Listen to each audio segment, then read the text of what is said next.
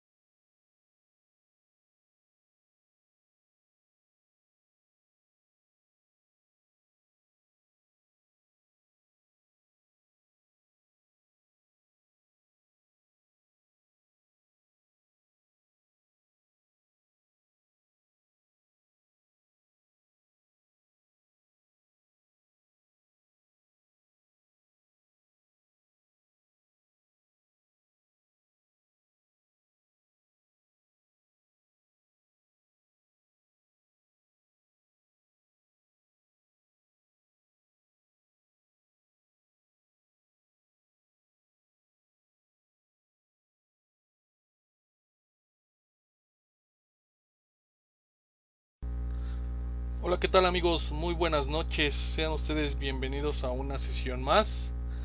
Hoy les he preparado un tema que yo creo que va a ser de mucho interés para varios de ustedes. El tema lo titulé Pruebas serológicas y moleculares para coronavirus SARS-CoV-2. Y en esta sesión lo que les quiero presentar es un panorama general de las pruebas que tenemos al alcance o que están disponibles para estar haciendo el diagnóstico de SARS-CoV-2.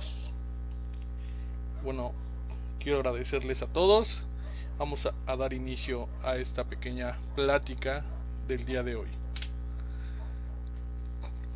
Primero tengo que mencionar que en el laboratorio clínico existen muchas pruebas útiles para el diagnóstico de coronavirus SARS-CoV-2. Podemos clasificarlos de una manera general como métodos directos para el diagnóstico y métodos indirectos para el diagnóstico. Dentro de los métodos directos son pruebas que van dirigidas para identificar al agente causal de esta enfermedad, que en este caso es el virus. Y dentro de estas pruebas las vamos a clasificar de manera general en pruebas moleculares. Dentro de estas pruebas moleculares podríamos llegar a tener varias metodologías dentro de la biología molecular que pueden estar ahí disponible o al alcance de algunos laboratorios dependiendo del país que sean. Dentro de estas pruebas pues puede ser desde la PCR-RT en real time, la prueba de secuenciación seguida de una secuenciación. Existen otras metodologías moleculares como la LAMP o algunas pruebas también de PCR-RT que están ya en equipos más modernos, sofisticados, que es una tecnología de prueba rápida de point of care, que es para el punto de cama del paciente. Otras pruebas directas que pueden estar al alcance de nosotros pueden ser las pruebas antigénicas, en donde lo que vamos a identificar es una estructura del virus, que va a ser ese antígeno que vamos a estar detectando. Y dentro de estas metodologías, en la revisión que realicé, encontré dos metodologías disponibles en el mundo. Dentro de estas está una prueba rápida de detección de antígeno por un método de fluorescencia y otras pruebas que son de ELISA. Los métodos indirectos son aquellas pruebas que lo que van a detectar es una alteración que va a ocasionar este virus, y dentro de esas alteraciones pueden hacer desde la producción de anticuerpos o alguna otra alteración bioquímica, y quizás el día de mañana pueda tenerse disponible algún otro biomarcador. Hoy en día lo primero que se buscan en estas nuevas enfermedades son, pues normalmente son los anticuerpos, la producción de inmunoglobulinas. De esto les quiero decir que existen 3 métodos que a su vez se van a extender en estas metodologías, que son los de quimioluminiscencia, las pruebas de Lisa y estas pruebas que mencionan como flujo lateral o inmunocromatográficas o pruebas rápidas de cassette. Hoy en día todo eso está disponible. Pero de repente me preguntan, ¿y cuántas pruebas hay en el mercado? Y también me puse a revisar un artículo muy interesante que habla de todas las pruebas que hoy en día existen en el mercado. Y pues si ustedes se ponen a preguntar cuántas hay, la verdad es que ya me perdí la cuenta cuando llegué al número 100 y seguían habiendo pruebas, metodologías. Hay pruebas que han sido fabricadas en Estados Unidos, en Canadá, en Australia, en Singapur, Corea del Sur, en China, en otros tantos países ya han creado diferentes pruebas y metodologías para estar haciendo el diagnóstico oportuno de esta enfermedad. Como ya les mencioné, algunas van a estar dirigidas a pruebas moleculares, otras serán hacia anticuerpos, otras pruebas serán antigénicas, etcétera. Pero lo que quiero que ubiquemos dentro de todo este mundo de pruebas son en qué países están hoy en día autorizadas y con qué certificación cuentan. Si bien existe una certificación general que es el CE Mark, en donde lo que menciona es que la prueba ha aprobado ciertos parámetros generales de calidad en la producción, también existen otros lineamientos o recomendaciones que son por entidades de algunos países, como en el caso de Estados Unidos, pues existe la FDA que va a estar dirigiendo estos lineamientos hacia las pruebas autorizadas. En Europa tendrán sus propios lineamientos. En México también tenemos nuestros propios lineamientos que en este caso están regidos por nuestra Secretaría de Salud, y a su vez esta se va a apoyar principalmente es de COFEPRIS, pero a su vez puede estar auxiliándose de organismos técnicos que evalúen el desempeño técnico de las pruebas. En el caso de México, las pruebas moleculares fueron evaluadas por nuestro Instituto Nacional de Referencia Epidemiológico, y las pruebas serológicas están en proceso de evaluación por 2 hospitales, Tec Salud y el Instituto Nacional de Nutrición Subirán. Bueno, continuando con esta revisión de todas estas pruebas, pues seguía muy emocionado al encontrar tantas y tantas pruebas que existen al alcance de nosotros y que quizás desconocemos, y me puse a investigar un poquito más. La verdad es que entre más leo, más temas encuentro para estar presentándoles a cada uno de ustedes.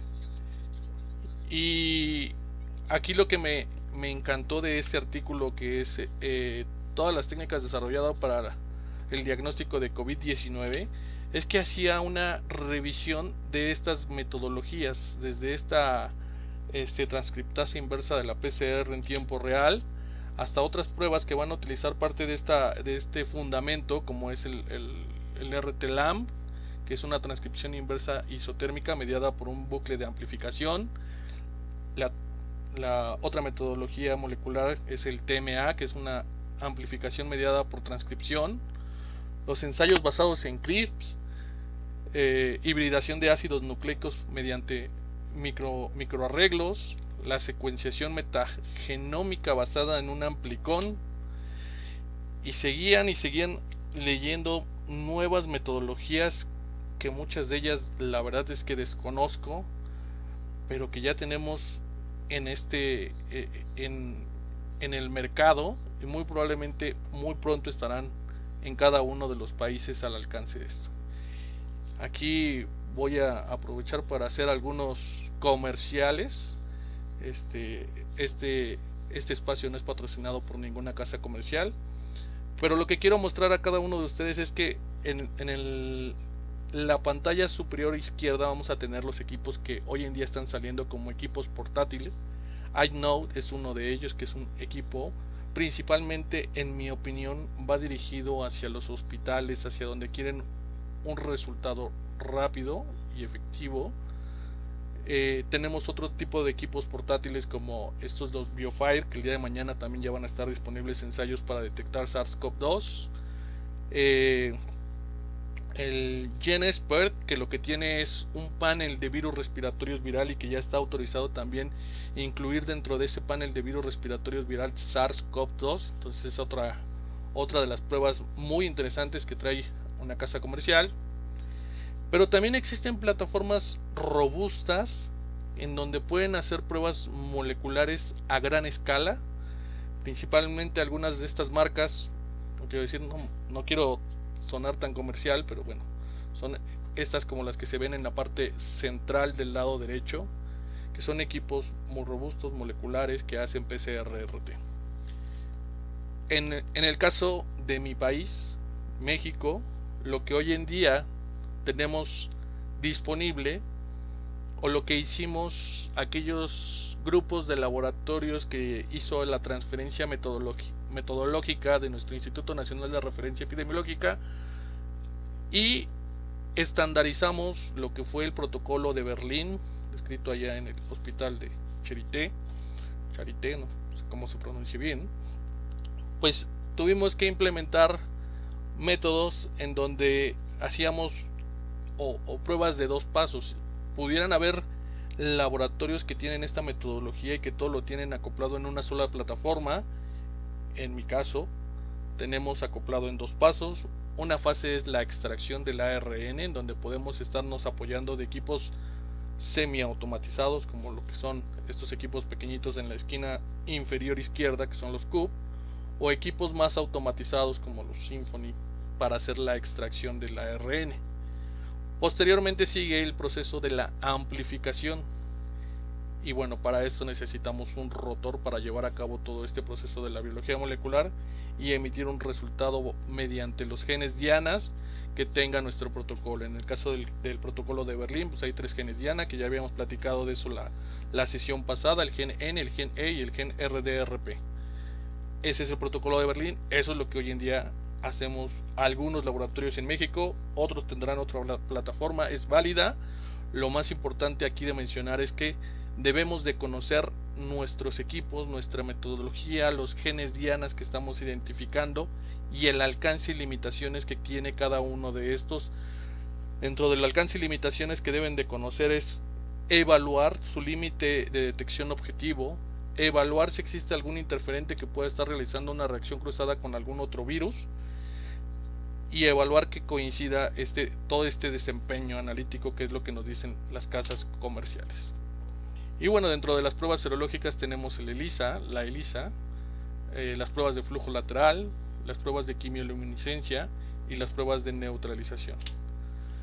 Aquí les pongo algunos ejemplos de toda esta tecnología que existe hoy en día para las pruebas serológicas, desde estas pruebas inmunocromatográficas o pruebas de cassette o de cartucho, como le quieran ustedes llamar, hasta metodologías más sofisticadas como pueden ser la quimioluminiscencia. Y hoy en día me ha llamado mucho la atención esta tecnología. Yo creo que creo que es de un fabricante chino, Maglumi Snipe, por los artículos que tiene y que han evaluado el desempeño analítico que tiene este equipo y esta tecnología para la detección de anticuerpos para SARS-CoV-2. En México, de todas estas listado que existen, además de estar haciendo nuestro protocolo de Berlín, los laboratorios que pertenecemos a la red de vigilancia epidemiológica, existen autorizados por esta emergencia sanitaria 24 marcas de pruebas moleculares. Y aquí algo importante que debemos de hacer es revisar todas estas pruebas que están autorizadas y ver si existe alguna concordancia entre sí. Porque si bien es cierto, en este momento que ya se han autorizado varias metodologías, pueden existir discrepancia en los resultados. Y esto no significa que sean malas las pruebas, sino que algunas tienen limitaciones, y eso es lo que hay que conocer. Para las pruebas serológicas, México ha autorizado 3 metodologías. Una es por quimioluminiscencia y lo único que detecta es IgG, y otras 2 son pruebas de cassette, en donde va a detectar tanto IgG como IgM. Me puse a revisar una de estas metodologías de cassette, y algo interesante es que no expresa dentro de su inserto cuál es el valor de corte, cuál es el límite de sensibilidad analítico para poder detectar o poder dar este vire en esta línea para ser positiva. Y entonces esto podría ser una desventaja, el no conocer ese valor de corte. ¿Buenas o malas? Esa es la pregunta que nos hacemos. ¿Cuál es mejor, si las pruebas moleculares o las pruebas serológicas? Por ahí decían unos colegas aquí en México, haciendo referencia a una telenovela, si son amigas o son rivales. Y pues la verdad, en mi opinión, son complementarias, y a su vez pueden ser utilizadas de manera separada y con fines distintos de acuerdo al uso médico que le dé.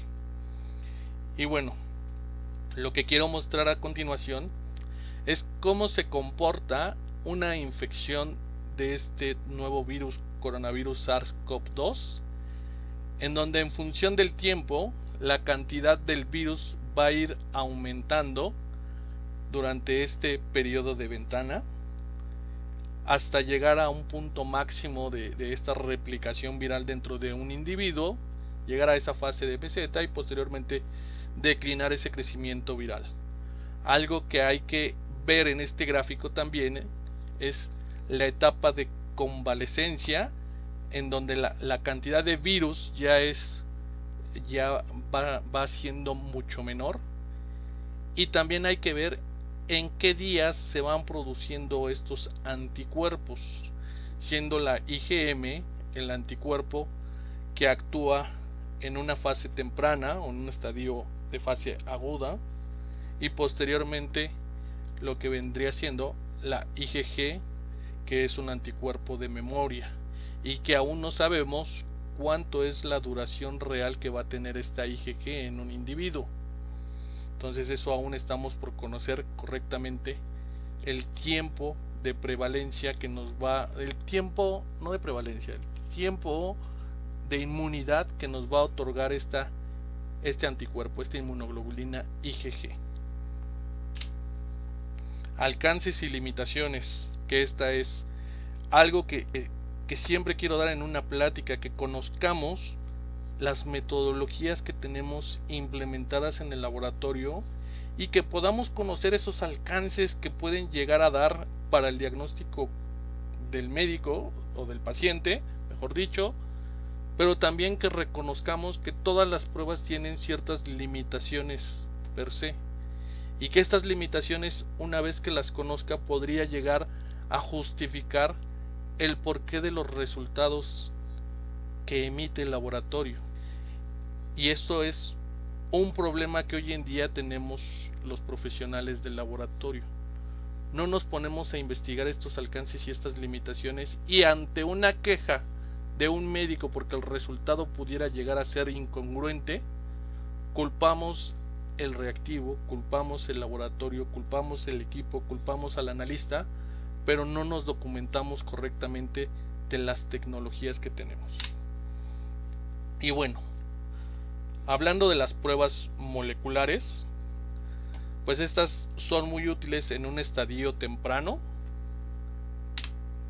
pero también tienen un periodo de ventana, un periodo corto, en el cual estas pruebas pudiéramos tener pacientes con el virus, pero aún el virus no alcanzar una concentración adecuada para ser detectado por una prueba molecular, o en esta fase que se le denomina convalecencia, poder estar teniendo una concentración pequeña de esta carga viral y poder estar emitiendo resultados negativos o positivos de acuerdo a esta concentración. Por eso algunas guías clínicas lo que sugieren, para que un paciente pueda ser diagnosticado como negativo, además de no presentar síntomas de complicación respiratoria, deberá tener 2 pruebas de PCR negativas con un intervalo de 24 horas. Y también debo decir que hay artículos que incluso dicen como sugerencia que debieran de ser 3 pruebas de PCR negativas.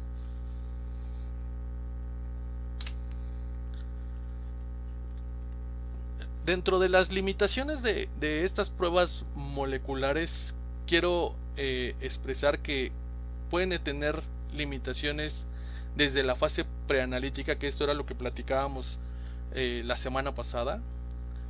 Errores debido al material inadecuado en la toma de muestras. Vuelvo a lo mismo, los hisopos con alginato no deben de utilizarse en la biología molecular, porque puede ser un inhibidor de la PCR-RT. Hay otras sustancias que pueden llegar a ser interferentes dentro de la biología molecular, pero las pruebas que tienen un proceso de extracción de ARN logran quitar o eliminar estos interferentes y hacen que cuando extraemos el ARN carezcamos de esa interferencia que pudieran llegar a tener. En el pasado, uno de los interferentes comunes en la biología molecular era la hemoglobina, los eritrocitos. Hoy en día la sangre, por el proceso de extracción de algunas metodologías, no es una limitante en la prueba, no es un interferente. Dentro de los errores analíticos es algo que deben de estar evaluando los laboratorios que tengan montadas las pruebas, desde la armonización de los cebadores, el mal funcionamiento de estos instrumentos, las enzimas que utilizan para esta PCR-RT que no sean o no se estén empleando en las temperaturas adecuadas y eso limite que se esté haciendo una correcta PCR. Pueden haber varias limitaciones que eso puede ser un error al momento de estar haciendo la prueba. Por eso es bien importante, para ir quitando todas estas limitaciones, verificar el método, llevar a cabo un proceso de verificación o validación y conocer y controlar estas posibles interferencias analíticas que tuviéramos. En el caso de aquellos errores que pudieran estar asociados en la fase preanalítica, pues es bien importante conocer el material de toma de muestras, conocer aquellos que causen alguna interferencia, estandarizar la toma de muestras. Me ha tocado ver laboratorios que lo que se le pide es un exudado o un hisopado nasofaringio y toman hisopados nasales, y eso es un gran error, porque la carga del virus no está en la parte nasal, está en la parte de la nasofaringe y la toma es muy diferente, y esto podría hacer que la carga del virus sea tan pequeña que nos cause un falso negativo debido a una toma mala de muestra. Continuando con las pruebas serológicas, les quise copiar algo que tenemos nosotros aquí en México, que es una recomendación para estas pruebas que hoy en día están autorizadas. Sin embargo, no quiero que se vayan con la finta, porque vamos a ver que esta información que hoy en día México publicó en su página de la Secretaría de Salud está limitada. Richie, un saludo, ya te vi que andas por ahí conectado, quería aprovechar, es mi amigo del trabajo, mi compañero ahí. Y bueno, continuando con estas pruebas serológicas, ahorita ese algoritmo diagnóstico que les presenté lo vamos a revisar más adelante. Quiero comentar estos beneficios y limitaciones que tienen esta prueba de los anticuerpos, y uno de ellos es que una prueba de anticuerpos negativos no descarta la infección. Pudiéramos llegar a tener pacientes en una fase muy temprana que aún no ha producido anticuerpos, pero ya tiene el virus, y que pueda salir a esta prueba de anticuerpos negativos, pero ya tener la infección por SARS-CoV-2. Los anticuerpos también podrían no haber tenido suficiente tiempo para formarse en este periodo de ventana, o el virus podría haber tenido una expresión o una mutación en la síntesis del aminoácido que puede ser el epítopo para el cual está dirigido este anticuerpo, y entonces eso limitar la prueba. Los virus tienen una alta tasa de mutación, pudiera ser una causa. No significa que esto vamos a tener frecuentemente en el laboratorio, solamente lo menciono y esto es parte de una revisión bibliográfica que tengo. Los falsos positivos pueden ocurrir debido a la reactividad cruzada con anticuerpos de infecciones previas como la de otros coronavirus. Es importante leer los insertos para ver si han sido evaluados para otras infecciones por otros coronavirus y que estos anticuerpos no puedan estar haciendo esa reacción cruzada. En Perú creo que ya han visto algunos casos en donde enfermedades reumatológicas están causando ciertos falsos positivos, y también es por otros tipos de anticuerpos que puede estar presente, y no necesariamente es un paciente que tenga SARS-CoV-2 o que tuvo SARS-CoV-2. Entonces también es importante conocer esas limitaciones. Pero las pruebas de anticuerpos tienen otros propósitos de manera general. Ayudan a determinar si alguien alguna vez ha sido infectado, incluso para aquellos que pasaron de manera asintomática y nunca fueron evaluados para esta enfermedad de manera activa. Por lo tanto, puede ayudar y proporcionar una imagen más completa de la carga de la enfermedad, de la epidemiología de la enfermedad en una comunidad o en una población, de acuerdo al N de individuos que esté tamizándose. Y también podría estar evaluando correctamente la tasa de la mortalidad, porque podríamos tener países que están utilizando solamente pruebas moleculares, pero el número de pacientes que se han infectado es muchísimo más grande, y la tasa de mortalidad muy probablemente no refleja la realidad de los pacientes o de la tasa de letalidad en una población, sino pudiera estar sobreestimada por este tipo de herramientas que no han sido implementadas. En el caso particular de mi país, considero que nuestro número de positivos podría estar siendo pequeño para la tasa de letalidad que tenemos o que estamos presentando. Hoy en día la tasa de letalidad de México está cerca o arriba del 11%, nada más como comentario adicional. Además, si supiéramos el número de personas que se han recuperado, se podrían hacer o establecer estrategias para planificar este regreso a la normalidad y revisar cómo van a ser la estrategia del distanciamiento social. Podría ser que ya tenemos una población que ya tuvo contacto, y entonces este distanciamiento social puede tener cierta flexibilidad y podríamos regresar más pronto a esa normalidad. Pero podría ser que la población no ha sido expuesta, y entonces esta fase debiera de ser tomada con un poquito más de cautela, con más medidas preventivas, con más distanciamiento social. Bueno, esto ya lo mencionaba. También las pruebas de anticuerpos, fíjense que a mí me llamó la atención algunos artículos que revisé y serían muy útiles en los hospitales. Conocer cómo se está comportando esa producción de anticuerpo en un paciente que tiene SARS-CoV-2, que es sintomático y que se está complicando. Y para eso les traigo este otro artículo que revisé, que es la detección de anticuerpos IgG-IgM en pacientes hospitalizados. En la parte de arriba vemos aquellos pacientes que se recobraron de la enfermedad y vemos cómo fue la producción de sus anticuerpos. Y en la parte de abajo vemos pacientes que fallecieron lamentablemente por esta infección, por esta enfermedad, por este virus, por las complicaciones que dio. Y algo interesante es cómo no se vio la misma producción de anticuerpos comparado con aquellos pacientes que se recobraron, que salieron avantes a esta infección. Entonces, estar midiendo concentración de este virus, de la producción de anticuerpos, puede ser un complemento muy interesante en hospitales. Y este artículo me encantó porque eso quiso demostrar, y fue algo interesante lo que encontraron. ¿A qué tiempo los pacientes infectados pueden dar negativos o siempre les va a dar positivo a la IgG? Ahorita vamos a ir a la parte de las preguntas y respuestas. No se me desesperen, María Lázaro, porque a lo mejor más adelante de la presentación, y yo creo que la respuesta la vamos a tener más adelante para poder contestar algunas de sus dudas que vayan surgiendo. Usos, y esto es algo que quiero que quede en nosotros. Las pruebas de laboratorios existen o están diseñadas como un auxiliar para el diagnóstico, y nuestro cliente, a la persona para la cual trabajamos, si bien son para nuestros pacientes, en realidad nuestro objetivo principal es satisfacer las necesidades de un médico.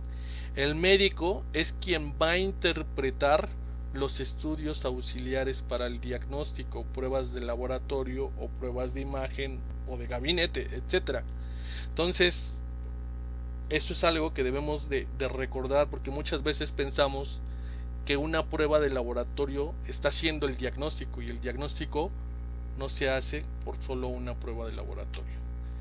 Y aquí viene. El diagnóstico clínico es el procedimiento mediante el cual el profesional de salud médico identifica una enfermedad o el estado del paciente con la ayuda de varias herramientas que permiten definir su cuadro clínico o toda esta enfermedad. Las herramientas por las cuales este médico se va a apoyar es desde el estudio del caso, que es algo que utilizamos enfocados a SARS-CoV-2, el estudio de caso para infecciones respiratorias virales, en donde vamos a evaluar los signos y síntomas, la historia clínica del paciente y si existen factores de riesgos asociados para padecer COVID-19. Y a su vez se va a complementar por herramientas auxiliares del diagnóstico. Hoy en día, la herramienta auxiliar del diagnóstico principalmente utilizada en mi país es la PCR-RT. Pero eso no quiere decir que sea la única prueba disponible. En otros países se apoyan de estudios adicionales. ¿Como cuáles estudios? Como la radiografía de tórax, la tomografía, la TAC de tórax. La verdad es que revela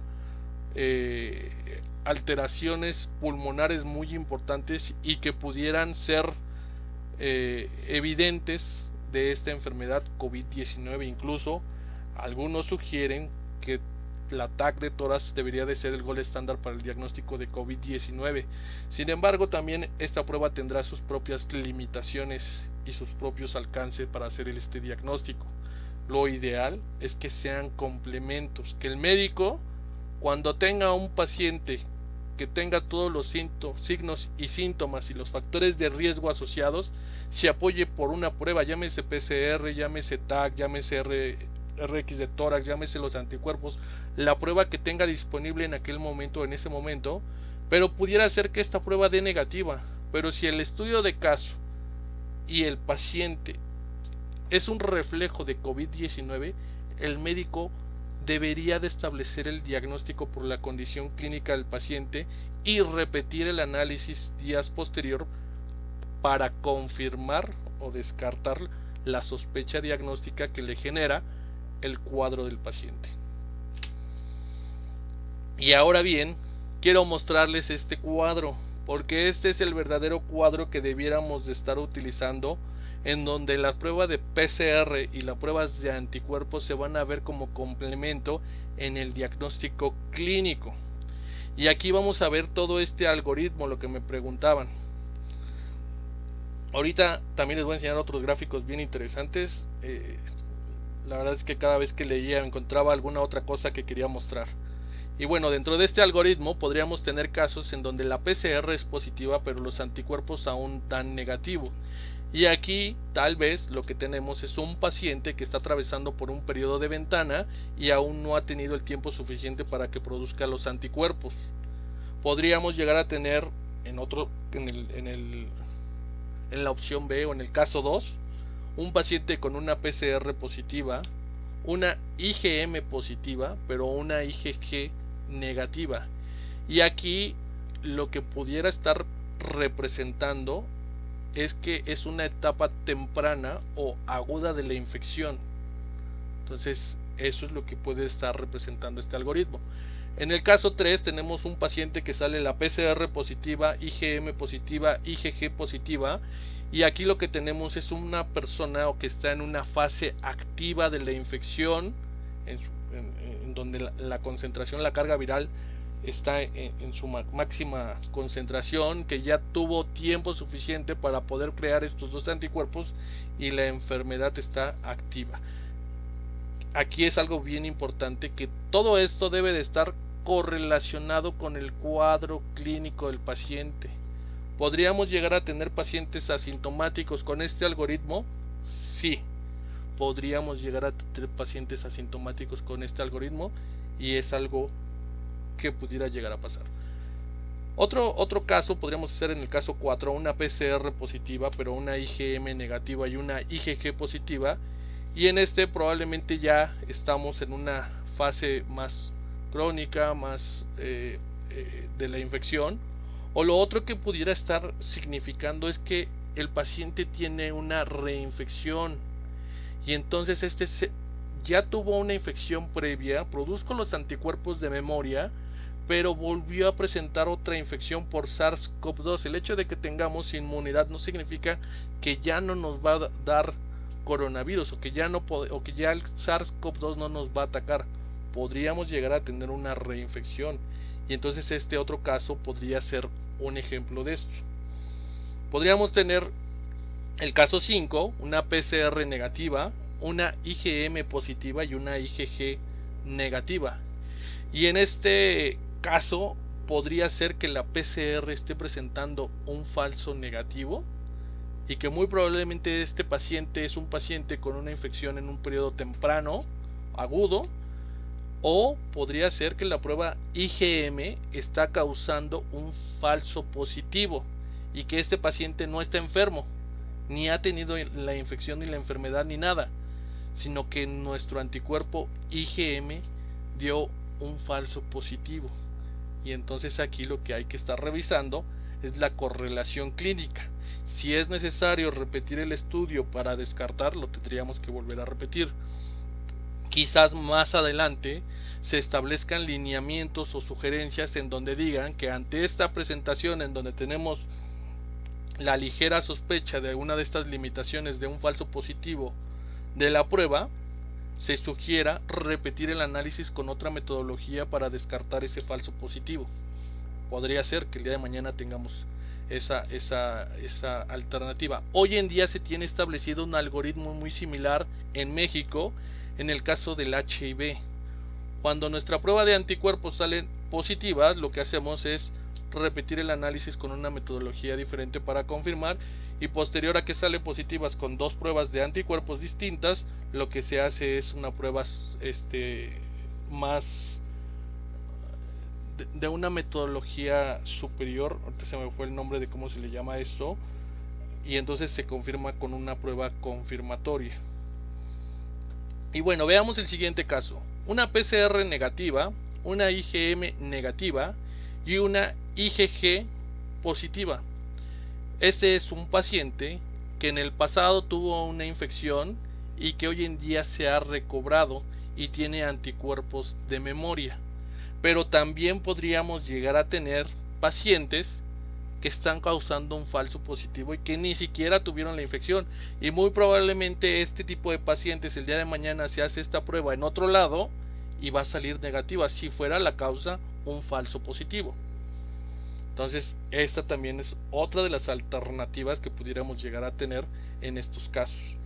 Y bueno, el último de los ejemplos que tiene en este artículo es un paciente que tenga una PCR negativa, IgM positiva e IgG positiva. Este podría ser un paciente que se ha recuperado, o tal vez un paciente que tenga un falso positivo, un falso negativo en la prueba molecular, o quizás tenemos un falso positivo en estos dos anticuerpos, tanto IgM como IgG, y entonces habría que repetir el análisis. Les vuelvo a repetir, todavía estamos evaluando el alcance y las limitaciones de las pruebas, y muy probablemente el día de mañana las recomendaciones sean Ante estas la falta de una correlación clínica, lo ideal sería repetir el análisis con una metodología diferente.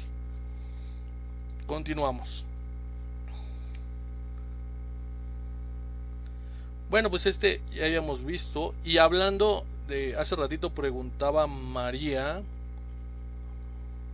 Lázaro, ¿cuánto es el tiempo que duran estos anticuerpos presentes? En este artículo que está en la parte de abajo mencionado, habla del tiempo, se fue midiendo esta concentración por un método de quimioluminiscencia, y lo que se midió fue esta absorbancia, este valor de absorbancia por mililitro, para ir analizando cómo era el comportamiento de la concentración de este anticuerpo. Si bien estas pruebas de anticuerpos hoy en día no se tiene un valor cuantitativo como tal, puesto que lo que se reportan es como positivo o negativo, reactivo o no reactivo, se puede intuir la concentración de anticuerpo basado en este valor de absorbancia de las metodologías de quimioluminiscencia. Y bueno, aquí vamos a hablar de la otra herramienta para la cual pueden estar siendo utilizadas las pruebas, y es el diagnóstico epidemiológico. Voy a volver a poner el ejemplo de mi país, México. México hoy en día está haciendo muestreos epidemiológicos de las poblaciones para reiniciar actividades por una metodología de PCR-RT, sin conocer que esta a su vez podría llegar a tener limitantes. ¿Cuáles podrían ser las limitantes? Una persona que hoy tuvo contacto con un paciente y que probablemente está en un periodo en donde el virus apenas se está replicando y no tiene la carga suficiente para detectarse en estas pruebas moleculares, y en 2-3 días podría ser positivo. Entonces también tiene esas limitaciones. O que no estemos evaluando a lo mejor un paciente que se está regresando de este periodo, tuvo la enfermedad, está regresando de este periodo de convalecencia, y podría ser que hoy se hace la prueba y sale negativa, pero el día de mañana sale la prueba positiva, y aún poder tener esa capacidad de infectar a otras personas. Y bueno, este diagnóstico epidemiológico integral es un método utilizado para conocer las características de salud, enfermedad, e identificar estas causas, los perfiles epidemiológicos, las soluciones colectivas y personales para satisfacer estas necesidades cuando se aplican programas de protección de salud, prevención de la enfermedad, curación y rehabilitación del enfermo. Esto es la siguiente fase por la cual vamos a estar adentrándonos: el diagnóstico epidemiológico, conocer cómo está cada una de las poblaciones en los países, en cada uno de sus estados, en cada uno de sus delegaciones o municipios, como se llamen, para poder salir a las calles nuevamente y regresar a esta normalidad. Y bueno, hace ratito les mostraba esta pantalla porque es un gráfico general de cómo se comportan normalmente o clásicamente alguna infección, pero sin embargo, en muchos artículos, como lo vieron en no necesariamente cumplen con lo clásico o la teoría clásica de las producciones de anticuerpos. Si bien se fijaron, primero tenemos un pico de IgM, que es el anticuerpo que actúa en un periodo o una etapa aguda, y posteriormente tenemos unas altas concentraciones de IgG. Y aquí quiero que vean esa parte o ese cuadro en la parte de arriba, esos dos cuadros en donde vienen los pacientes recobrados. Pero también quiero mostrarles este otro artículo. Este otro artículo me lo facilitó mi amigo Martín Chang de Maglumi, y se me hizo súper interesante, porque si logran ver, realmente no existen esos dos picos en la producción de anticuerpos, en donde la IgM se produzca aproximadamente a partir de la primera semana, 7 a 10 días, hasta los 21 días, y a partir de los 14 días se empieza a producir una IgG. En este artículo vimos que los dos anticuerpos tenían un inicio temprano. El 1 es el valor de corte de la metodología empleada, en donde se da como detectado este anticuerpo.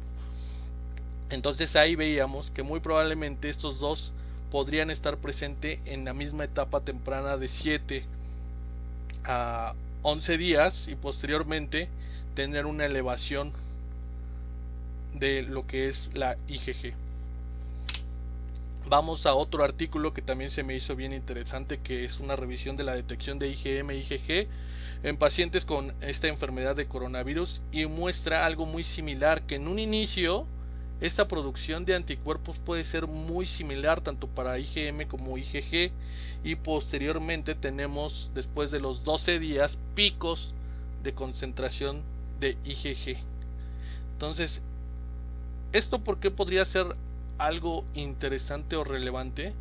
Porque muy probablemente en una etapa aguda, de acuerdo a estas pruebas de cassette o estas pruebas de flujo lateral o inmunocromatográficas, como ustedes las quieran llamar, de acuerdo a este valor de corte podríamos tener un resultado positivo en una fase aguda de la enfermedad y no necesariamente significar inmunidad en los pacientes.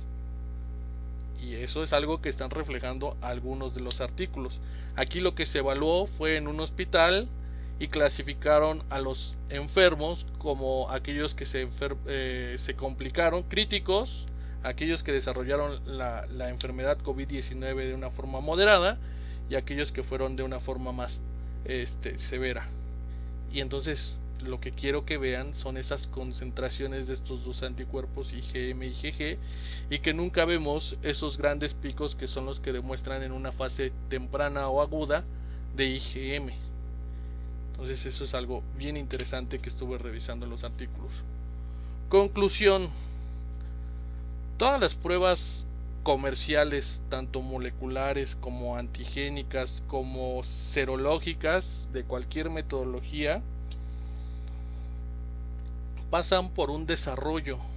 Dentro de esa fase de desarrollo, pues normalmente, dentro de ese proceso de desarrollo atraviesan por 4 fases. La concepción, en donde es alguien que la está ideando, la está llevando a una materia, a una práctica.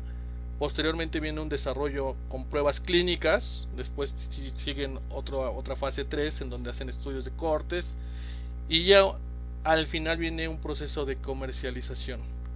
¿Qué quiero decir con esto? Que todas las pruebas tuvieron que pasar por todo este proceso para poder salir al mercado. Y decir hoy en día que una prueba es buena o mala cuando estamos en una emergencia sanitaria, pues podría llegar a ser algo complicado. Bueno, esto era lo que les mencionaba. Todas las pruebas aprueban fases previas a la comercialización. Algunas tendrán, sin duda algunas metodologías tendrán un mejor desempeño que otras. Corresponde al profesional del laboratorio evaluar el desempeño analítico con una verificación del ensayo, con una validación, con sus controles de calidad, que hoy fue una de las sesiones que no pude escuchar por parte ahí de mis amigos de CCLab, de Irving, por ahí. Siempre lo ando escuchando, pero hoy no tuve tiempo para poder prender ahí el teléfono. Pero eso es algo bien importante: establecer las medidas de control y evaluar el desempeño de todas las pruebas que nosotros implementemos en nuestro laboratorio. Los alcances y limitaciones: nunca dejen de leer cuáles son los alcances y limitaciones, y siempre hay que nutrirse por todos estos artículos que van saliendo. Hablar de una prueba mala durante una emergencia sanitaria, pues la verdad es que en mi opinión personal considero que podría llegar a ser un pecado, por lo cual hoy en día solamente debiéramos de decir que existe una prueba, conocer las limitaciones y alcance que tienes, y establecer las correctas estrategias con lo que tenemos a la mano para poder ayudar a esta emergencia sanitaria.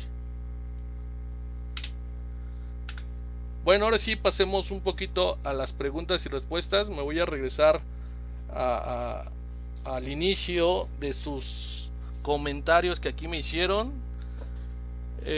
Saludos a Joel, a Gema, a Marilú, a Pili, Paola, Enimia, que siempre anda por aquí con nosotros en casos clínicos, a Richie, que también es mi colega y colaborador allá en el área de finanzas, Olinfa, Gisela, Erika Leiva, No hay preguntas. Excelente.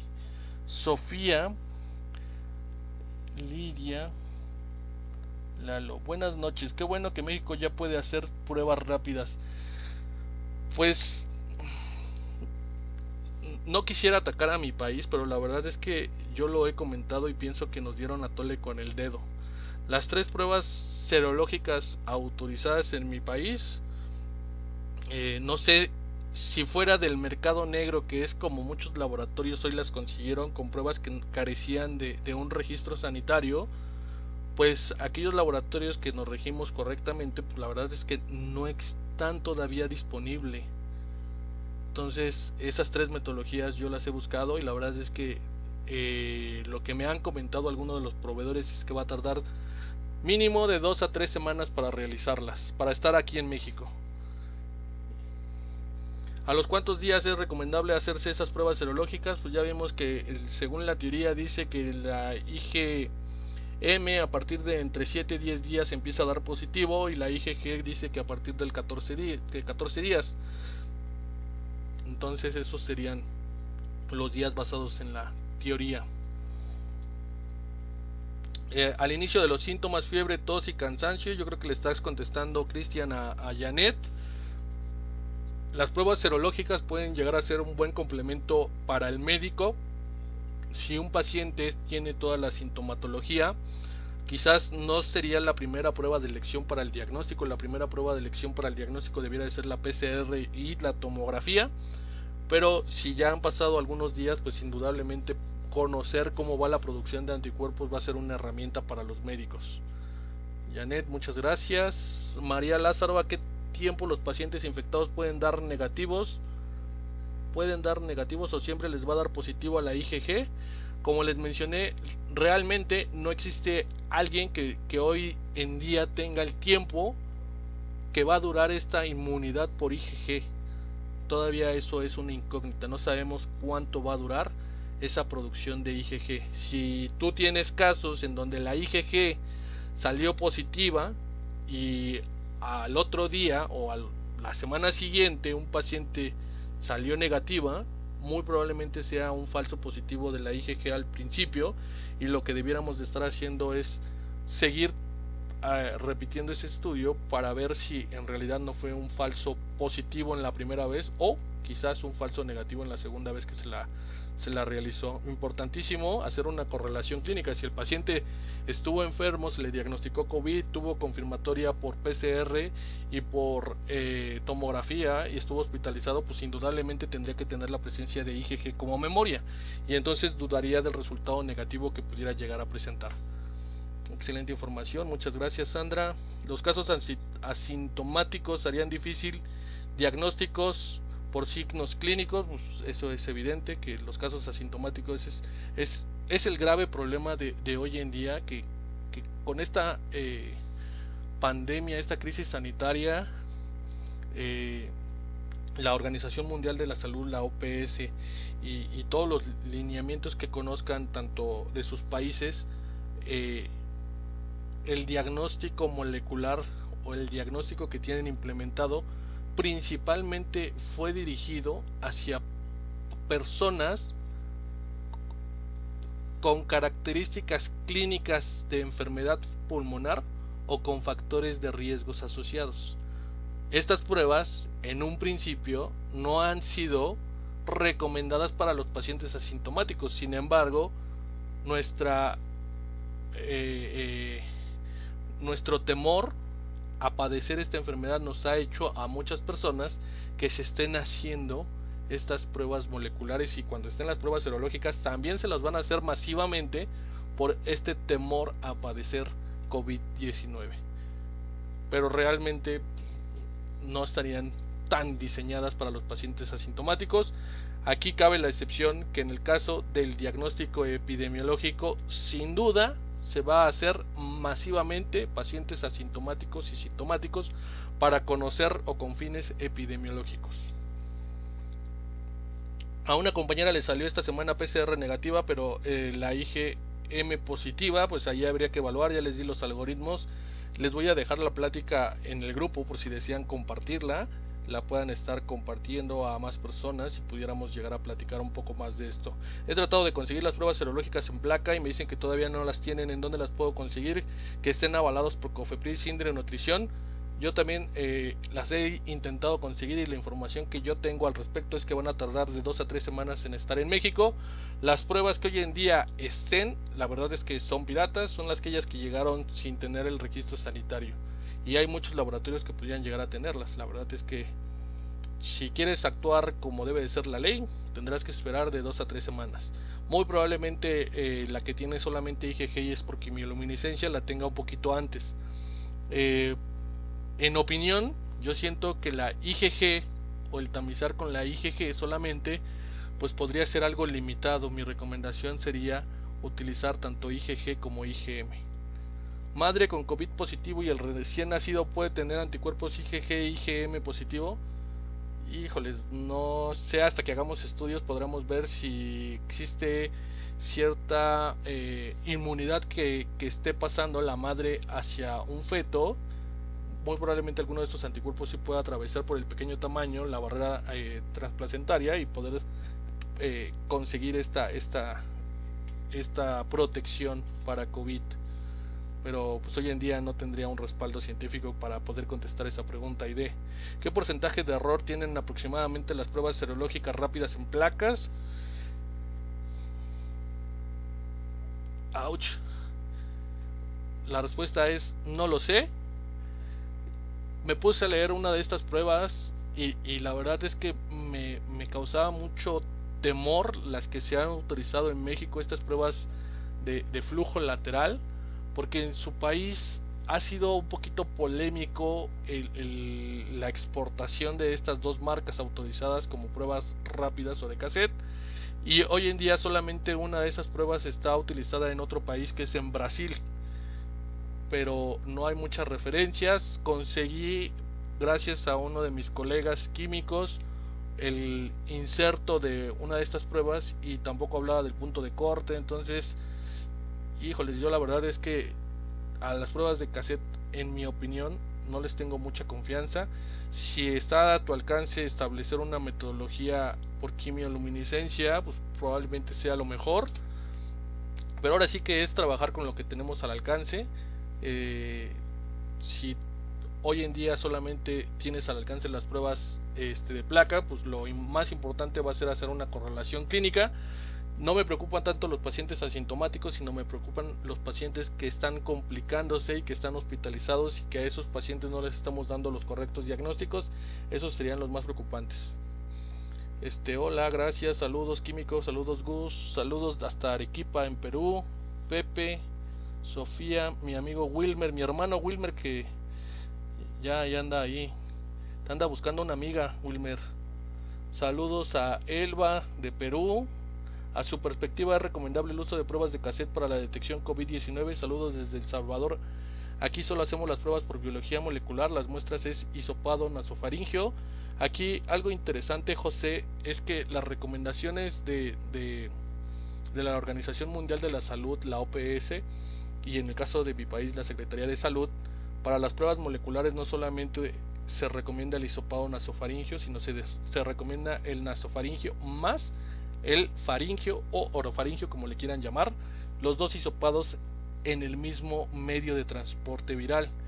¿Y por qué se recomienda los dos hisopados en el mismo medio de transporte viral? Para aumentar la carga viral y que estas pruebas moleculares puedan detectar más fácilmente a aquellos pacientes que tienen el SARS-CoV-2. Por eso se recomiendan ambos hisopados en el mismo medio de transporte.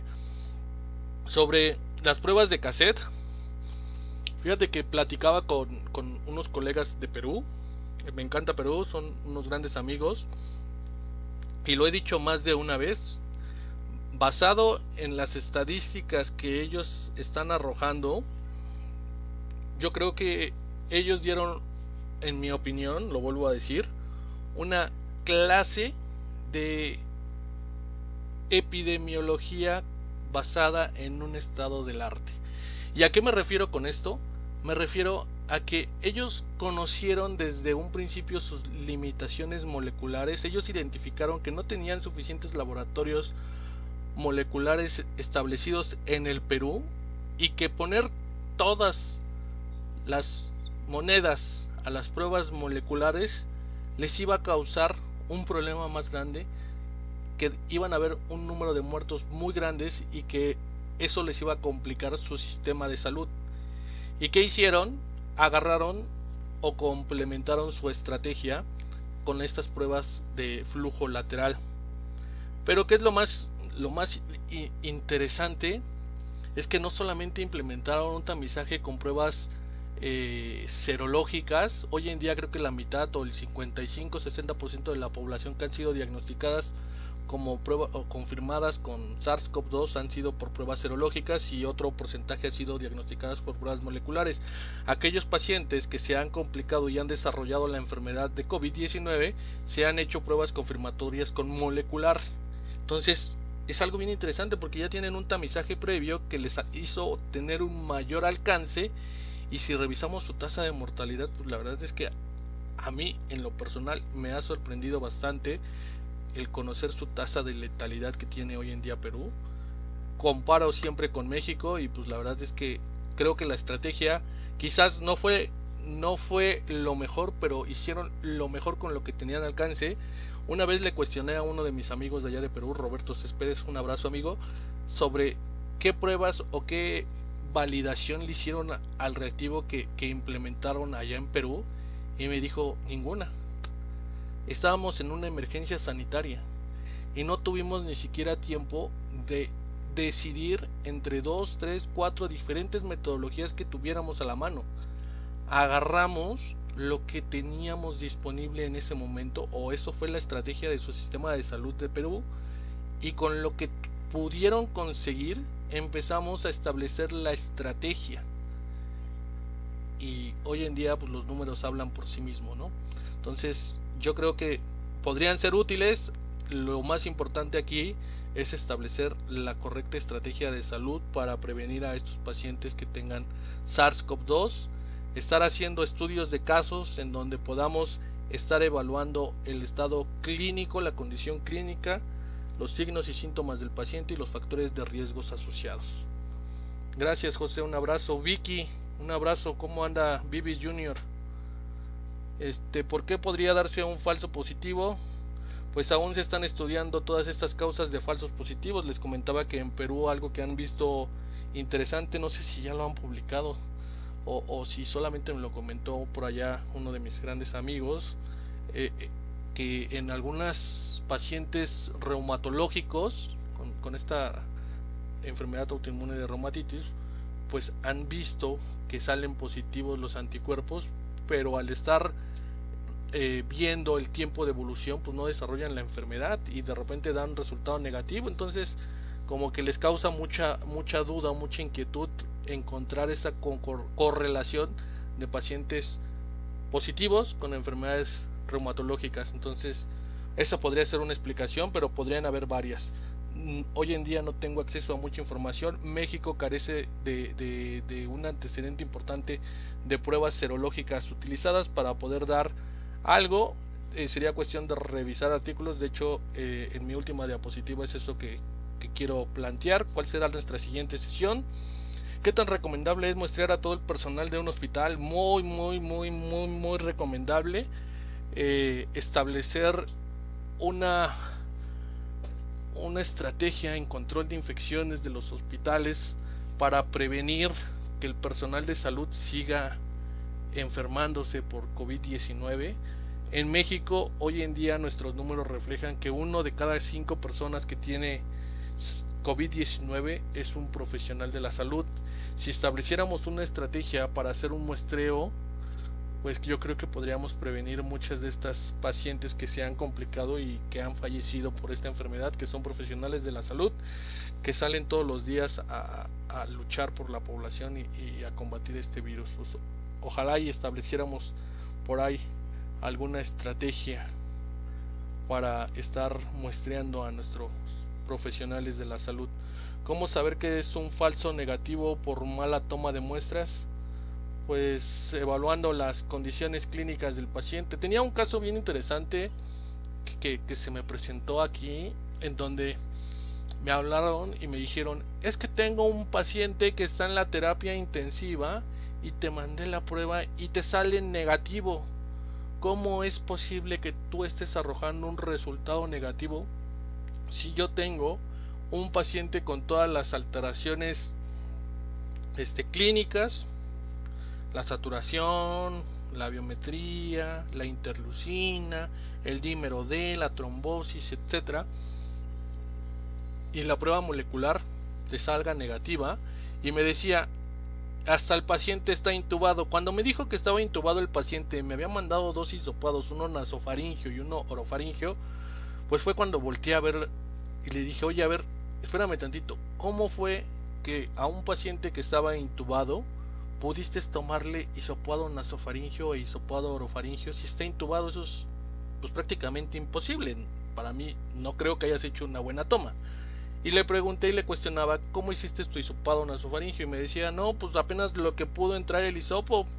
Y cuando le pregunté yo, oye, ¿y el faringio cómo le tomaste? Pues nada más de los cachetes.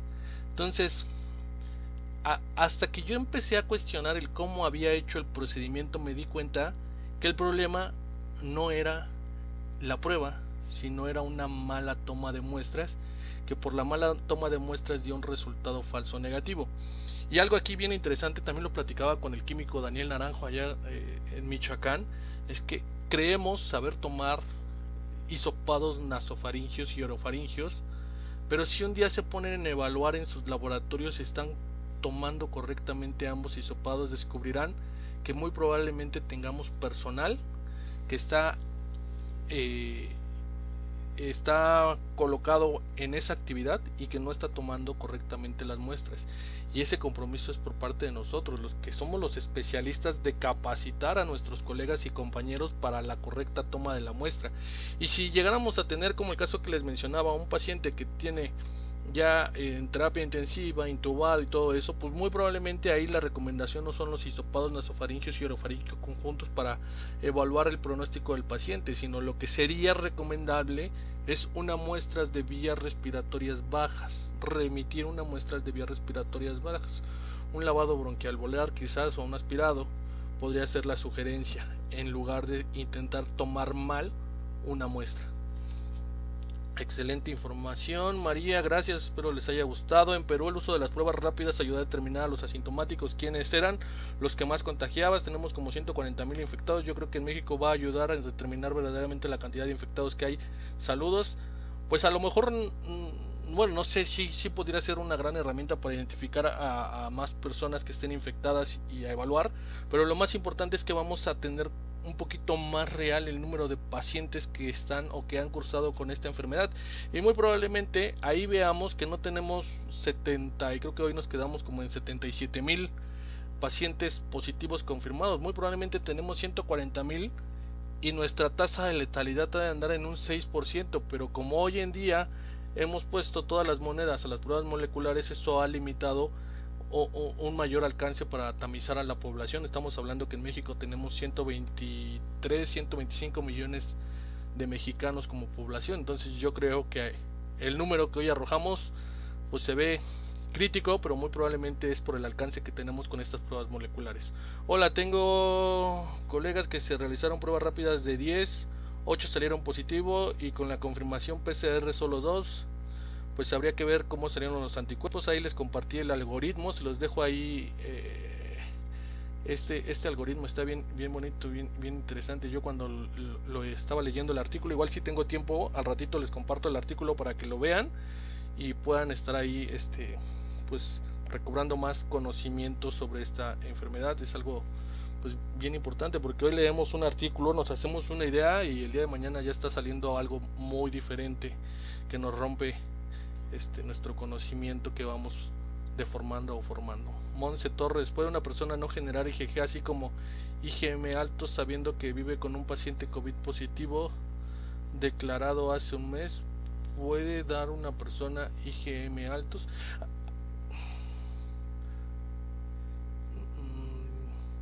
Pues sí, podría dar. Habría que hacerse la prueba molecular para ver si está en una etapa aguda, en una fase inicial de la infección, pero sí podría tener en una etapa que apenas se contagió del COVID, IgM alto. No, el hecho de que convivas con una persona no quiere decir que, que todos se van a contagiar. Sin duda alguna tienes alto riesgo de padecer o de infectarte de COVID, pero pues cada familia establecerá los mecanismos para prevenir el contagio entre ellos. Habría también que descartar que sea un IgM que pudiera estar dando ahí un falso positivo.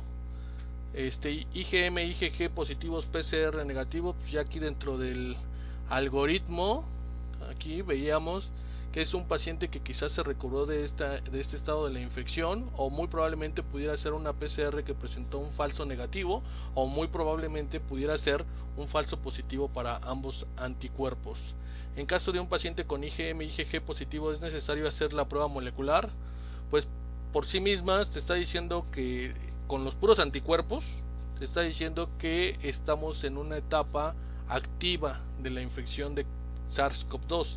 Entonces, estrictamente necesario o no, si el paciente no tiene complicaciones respiratorias y no es necesario hospitalizar, pues lo ideal sería contener en su casa y mantener ahí 14 días para posterior hacerse pruebas y revisar que ya no tenga esta parte activa de la infección.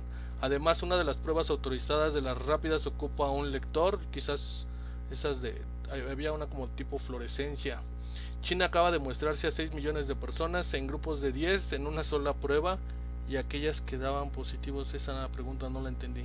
A muestrar a 6 millones de personas en grupos de 10 en una sola prueba y aquellas que daban positivos. No entendí, Sonia, la primera. Creo que aquí tienes el complemento. Perdón, las que salían positivos buscaba a los... ya. Esto era como... Bueno, no sé si estoy entendiendo bien el comentario de Sonia. Y esto era una mala praxis que había antes en los laboratorios. Yo creo que era una práctica que surgió mucho por ahí de los años 70, 80, 90 quizás, en donde hacían pool de varios pacientes y basado en un pool de sueros corrían una prueba, y si en el pool salía algo positivo, pues ya entonces hacían la prueba individual. Pero era una mala praxis que se llegó a hacer, si es a eso a lo que te refieres, a que con una sola prueba diagnóstica estén corriendo un pool de n número de pacientes. Entonces eso la verdad es que es algo que no debería de hacerse. Saludos, Manuel, hasta el Estado de México. ¿Es entonces recomendable repetir las pruebas de pacientes recuperados para confirmar que ya no son transmisores? Y si sí, ¿con qué intervalo de diferencia?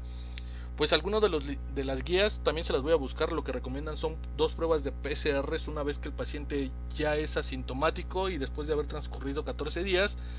Y si las 2 pruebas de PCR salen negativas, pues ya puede ser diagnosticado como un paciente recuperado. Sin embargo, en México, pues nuestro criterio creo que es asintomáticos 14 días y ya órale a la acción, pero las guías recomiendan esos 14 días. Había un artículo que habla de una conversión viral, y dentro de esa conversión viral lo que ese artículo mencionó, lo presenté la semana pasada, es que el virus puede estar presente en un promedio hasta 25 días dentro de lo que analizó ese artículo, y que habían casos que llegaron a dar positivos hasta 45 días después. Entonces ese artículo era muy polémico porque hablaba que el tiempo establecido de contención de 14 días podría llegar a tener ciertos limitantes o complicaciones basadas en ese artículo. Saludos hasta Bolivia, Cajamarca, Perú. En caso de que no haya en existencia hisopos flexibles, ¿qué recomiendas? Híjole, Sandra, yo fui el experimento de ocasionado por una apuesta allá en Puebla. El doctor Jaime Fragoso, yo le aposté a él que no se podía meter el hisopo que normalmente utilizamos para la orofaringe, no lo podía meter hasta la nasofaringe. Y pues la verdad es que perdí una comida porque me demostró 7 veces en esa capacitación que sí era posible. Fui el conejillo de Indias y me metió el hisopo de la orofaringe 7 veces hasta la nasofaringe y me demostró que sí cabe, que sí es un poquito más doloroso para el paciente. Bueno, no es doloroso, la verdad es que no sentí dolor, sentí mucha incomodidad. Descubrí que existe una respuesta en donde mis lagrimales solitos salen, mis lagrimitas, pero no es por dolor, sino es una respuesta que por sí sola da por esa incomodidad del hisopado nasofaringio. Pero de que es posible, sí, no existe una guía o un lineamiento que te avale que puedes utilizar ese hisopo como alternativas, no lo existe. Sin embargo, podría ser una opción siempre y cuando el paciente lo permita. Gracias, saludos desde Dan Camana, Arequipa. Leonela, saludos, muchas gracias. Diverto a mi amigo maestro, el doctor Carlos Martínez Murillo. Fuera del diagnóstico de la fase aguda para COVID, con los IgG e IgM la utilidad puede ser para conocer por región o país la inmunidad de rebaño, hacer un estudio epidemiológico y conocer cuál es el panorama de la población. En general ha sido baja en países europeos, no sabemos cómo se vaya a comportar en México, muy probablemente por eso hoy en día no las estamos autorizando tan masivamente. Esperemos que ya pronto la tengamos. A lo mejor es una estrategia a lo mejor de nuestra propia subsecretaria de salud para darle tiempo, otros 15 o 20 días más, para poder hacer un tamizaje más orientado a conocer esta parte de la epidemiología por coronavirus, por SARS-CoV-2. Pueden haber reacciones cruzadas con otro tipo de enfermedades como una apendicitis y como un resultado de una prueba rápida positivo para anticuerpos IgG e IgM. La verdad es que aún hay mucho por evaluar y la respuesta es pudiera, pero hasta no estar haciendo los ensayos pues no vamos a conocer cómo se comportan. La inmunidad en personal de salud podría llegar hasta el 30% en algunos países, probable para México sea un poco mayor. Esto también es interesante, hacer un tamizaje de anticuerpos en la población o en los profesionales de salud, pues también se revelaría que muy probablemente hoy en día hablamos de que 1 de cada 5 tiene la enfermedad y está desarrollando como tal la enfermedad o los signos y síntomas de COVID-19, pero pudiera ser que existen otros 3 pacientes o 2 pacientes de estos profesionales de la salud que también han tenido la enfermedad pero fueron portadores asintomáticos y hoy en día ya tienen esa inmunidad. Entonces también estaría interesante estar haciendo un muestreo de anticuerpos a los profesionales de salud, y con esto pues podríamos ver quiénes son los primeros de la batalla. Si los que ya produjeron esta inmunidad, esas IgG, tuvieron contacto, muy probablemente pasaron como asintomáticos, y muy probablemente como no los estuvimos tamizando y evaluando con esta prueba de PCR, pues pudieran estar actuando como ciertos transmisores del virus. Pero bueno, hoy en día deberíamos de aprovechar esa inmunidad para tenerlos ahí en la batalla. Los hisopados los tienen que tomar los bioquímicos. Acá en Argentina no cualquier profesional y bioquímico capacitado debe de tomar los hisopados. Pues sí, el hisopado debe de tomarlo un profesional del laboratorio clínico que esté capacitado para esto. Estambulian Francisco nos compartió por ahí un link. Pregunta: ¿qué actitudes tomarías frente a una IgG positiva de un paciente asintomático que solo se hizo un chequeo voluntario, que muy probablemente cursó con la enfermedad? Pero repito, para mí hacer solamente IgG, y lo vuelvo a poner con este artículo, hacer probablemente IgG no descarta que pudiéramos estar dentro de una fase inicial de COVID, o que pudiéramos estar ante la presencia de un paciente que lo que tiene es inmunidad, que tuvo contacto y que hoy en día solamente tiene este anticuerpo de memoria. ¿En cuánto tiempo se negativiza un paciente, tanto IgM como IgG? Pues como tal hoy en día no hay un artículo que diga cuánto tiempo duran estos anticuerpos. Excelentes, felicitaciones, gracias Monse. Cristian, ¿puede o no haber reinfección por SARS-CoV-2? Sí puede haber reinfección por SARS-CoV-2. El hecho de que hoy en día hoy tengas esta enfermedad y hayas producido los anticuerpos no significa que ya seas inmune totalmente. Entonces sí podría haber reinfección. En China ya hay varios artículos que mencionan casos de reinfección por SARS-CoV-2. ¿Cuándo cree que sea factible una vacuna? Pues no, esa respuesta no la tengo. Yo creo que muy probablemente a mediados del 2021, hoy en día sería muy aventurado. Sin embargo, hay algo que yo creo que les llaman fe, y el hecho de publicar que muy pronto estará una vacuna ayuda a la población, a la humanidad, en tener esperanza en que pronto vamos a salir de esta contingencia. Se puede omitir la muestra de la nasofaringe y solo tomar la de la orofaringe. Luisa, en mi opinión, no sería recomendado.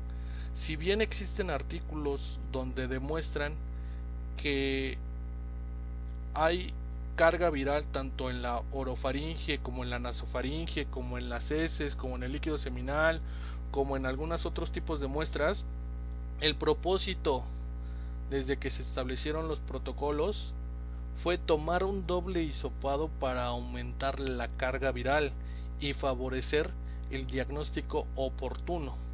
Ese fue el propósito inicial de por qué pedir 2 hisopados.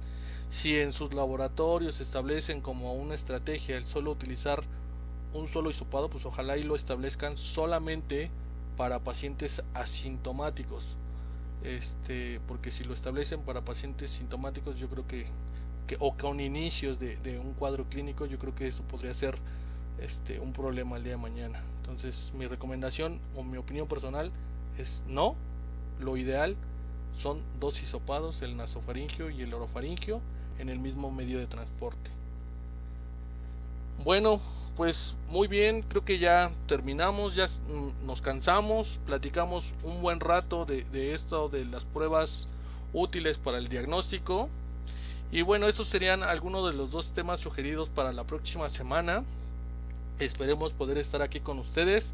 Y una que quisiera compartir con ustedes, pero muy probablemente necesitemos de más expertos, porque la verdad es que en algunas de estas pruebas moleculares que hoy en día les presenté, yo estoy limitado en conocimiento, no soy un experto en todas esas pruebas moleculares que hoy en día se tienen. Entonces sería interesante hacer una revisión del desempeño analítico de las pruebas moleculares que hoy en día están en el alcance de nosotros, y revisión del desempeño analítico de estas pruebas serológicas, comparar estas pruebas quimioluminiscencia, ELISAs y pruebas rápidas para saber cuáles son los alcances y limitaciones que tienen unas sobre otras y cuáles tienen un mejor desempeño analítico. Podría ser una de estas pruebas, o de esta sesión, o de esta próxima sesión. O la otra que también me ha llamado mucho la atención, se lo platicaba en la tarde ayer con mis chicos, y era las pruebas de laboratorio necesarias para el seguimiento y control del paciente con diagnóstico de COVID-19. Desde esas pruebas que son de rutina, evaluar urea, creatinina, pruebas de función hepática, la biometría hemática, hasta pruebas más sofisticadas para estar evaluando las alteraciones o las complicaciones por COVID-19, desde aquellas que son para evaluar la trombosis venosa que puede llegar a provocar, o incluso esta ya bien llamada tormenta de citocinas, y estar evaluando a lo mejor esta ferritina, esta interleucina 6, que podrían ser herramientas muy útiles. Conocerlas y ver cómo se comportan podría ser otro de los temas que me llaman mucho la atención para compartir con ustedes. Pues a ver, la última de María Lázaro: después de un mes de infectado te sigue saliendo positiva la prueba para IgG o IgM. ¿A qué se debe? Pues IgM después de un mes no debería de estar saliendo de nuevo positivo. Otra vez, pues te pongo el algoritmo para que lo puedas estar revisando. Muy probablemente podrían ser muchas las variables analíticas. Lo más importante es hacer una correlación clínica del paciente. Una prueba del laboratorio per se no hace el diagnóstico, sino que debe de existir esa correlación con el cuadro del paciente y los factores de riesgo y la historia clínica que tengan. Entonces eso es lo más importante para que este cuadro pueda tener el sentido para lo cual fue diseñado. Pues sí, siempre debe existir esa correlación clínica. Muchas gracias Carmen, Josefina, Lucero, Marisela, Mayrita, Román. Espero te haya gustado la plática. Tú que tienes mucho interés en estar en estas sesiones académicas. Sofía, Ana Rosa, Giovanni, Silvi, Isa. Pues bueno, me quiero despedir de todos ustedes, les agradezco mucho su tiempo, su espacio, que espero estén muy bien, la hayan pasado bien, les haya gustado esta sesión y pues a continuar cuidándose. Quiero agradecerles muchísimo por estar aquí, por ser los principales guerreros en esta batalla contra el coronavirus y pues ojalá pronto podamos volver a esta nueva normalidad. Hablando de esa nueva normalidad, ojalá que los gobiernos de nuestros países puedan ver que la nueva normalidad no significa un distanciamiento social o alejarnos unos con los otros, sino lo que debiera de significar esta nueva normalidad es que a donde debemos de invertir los recursos de los países es hacia la educación, hacia la inversión en las áreas de investigación, hacia mejorar y modernizar los sistemas de salud, entre otras cosas que nos debieran de ser más necesarias y que gracias quizás a esta epidemia hoy en día nos damos cuenta de lo valioso que son los profesionales de la salud. Cuídense mucho, pásenla bien, les agradezco y espero que sigan bien en sus casas con sus familias. Nos estamos viendo. Ciérrale la puerta al virus, detengamos la infección. Quítate la paranoia y no difundas noticias falsas. Lávate las manos siempre y desinfecta constantemente. Todo lo que te acerques a la boca y verás que así a ti no te toca. Tápate con tu antebrazo, el estornudo y el salivazo. Déjame que te salude haciendo ojitos muy de lejitos. Yo sé que has sido siempre mi colega, pero verás que así no te pega. Gobierno de México.